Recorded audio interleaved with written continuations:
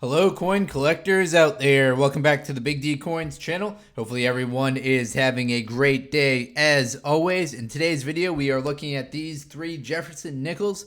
We've got three in order, all from the Denver Mint. We have a 1984, 1985, and a 1986 Jefferson Nickel. Now as I mentioned, these all have the D mint mark located right here. And located right here. In this video, we'll talk about the mintages of all three of these coins. We'll talk about if there are any error coins associated with this series. And we'll also kind of feature these two 1900 Liberty Head nickels at the end of the video. These are some pretty cool coins, much older than the more modern ones that we're looking at right here. Now, as far as the Jefferson Nickel, they were made with this particular design on it from 1946 until 2004. Then 2005, we had the Westwood Journey series. And then from 2006 to 2007, we had a different kind of backdrop on the Monticello on the reverse side of the coin. So same design from 1946 until 2004. And what you're looking at, the obverse side of the coin, let me move two of them out of the way so we can really zoom in on this one right here. There we go. We have a portrait of Thomas Jefferson, who was the third president of the United States of America. He was the president from 1801 until 1809. We've also got lettering going around the outside of the coin. In God We Trust, which we see on all U.S. coins, then Liberty, and then the year 1984, and then the D mint mark right here, indicating that it was made at the Denver Mint.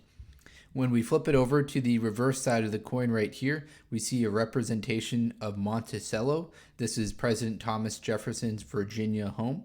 We see 5 cents, United States of America, and then E pluribus unum.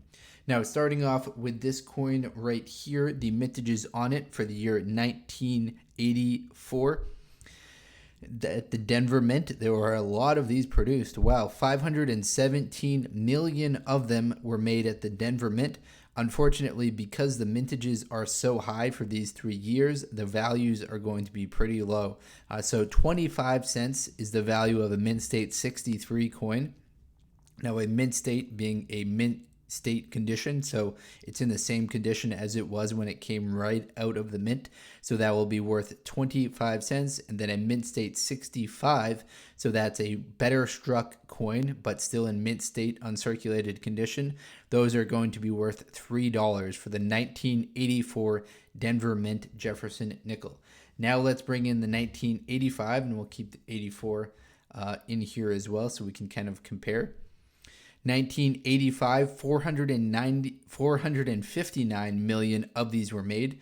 And interestingly, the value actually does increase a little bit for the Mint State 63 coins. These are going to be worth 50 cents compared to these ones right here, which are only worth 25 cents in a Mint State 63 condition. Mint State 65, they will both be worth $3. And now we'll bring in the third of the 3 coin series that we're looking at right here. I like doing these 3 coin series because it gives you a little bit more than just one particular year. If there's maybe you've got the 85, but you find out that 86 is much more rare, that might be something more interesting for you rather than just talking about 1 year. So we've got the 1986 Denver Mint right here, and the mintages continue to drop off. We originally looked at 517 million, then 459 million. Now this one right here has 361 million, and the value increases as well from 50 cents to $1 for that Mint State 63 condition as these coins kind of get rarer and rarer. So 1968 Denver Mint, there were 361 million of these that were made. These are worth $1 in the Mint State 63 condition and $3 in the Mint State 65 condition. So these ones right here are much harder to find in that Mint State 63 condition than the 2 previous ones that we looked at. So the reverse design is the same for all of these. Now this coin definitely wouldn't get that Mint State designation just because of the scratches and wear and tear that we see on the reverse side of the coin as well as the obverse side. Now let's bring in these 2 coins. I mentioned we would talk about these. If you've made it this far in the video, you're probably pretty interested in coin collecting. So bringing in these two 1900 Liberty Head nickels. You might not be familiar with this. What you're looking at on the obverse side of the coin is the head of Liberty. And we've got 13 stars going around the head. So we've got 1, 2, 3, 4, 5, 6, 7, 8, 9, 10, 11, 12, 13. Now those 13, you probably guessed it, represent the first 13 colonies, states of the United States of America. And then on the reverse side right here, we see a large V in the center of the coin. That represents the Roman numeral 5. And then we have a wreath going around the outside of the coin right here. We have lettering United States of America, E pluribus unum. So we see that lettering on all of the coins, just in a different location. We have that V for the Roman numeral 5, and then we have cents down here at the bottom. Both of these coins are a 5-gram weighted coin. They're both made of 75% copper, 25% nickel.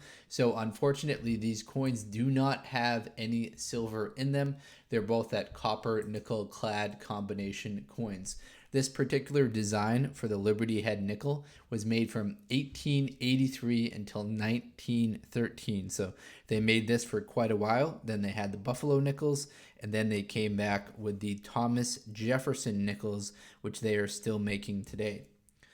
We'll get back to those three that we originally looked at right here. We've got the 1984, we've got the 1985, and the 1986. Now, unfortunately, there aren't many era coins noted for the late, kind of more modern Thomas Jefferson nickels.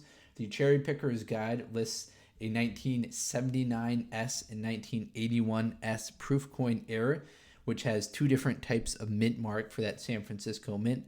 Then it jumps all the way to the 1990S proof nickel. So there is no documented era coins noted for 1984D, 85D, and 86D. So you might be the first to come across an era coin, but it's kind of unlikely, but maybe you will get really lucky and come across one. But your best bet is, if you've got these and you're looking to get it, looking for a valuable coin, is that it be in the mint state condition in order for you to sell it for a premium. All right, everyone, hopefully you enjoyed this video. If you are into coin collecting, please do check out some of the other videos on this channel. Thank you very much, everyone, and best of luck coin collecting out there. Enjoy!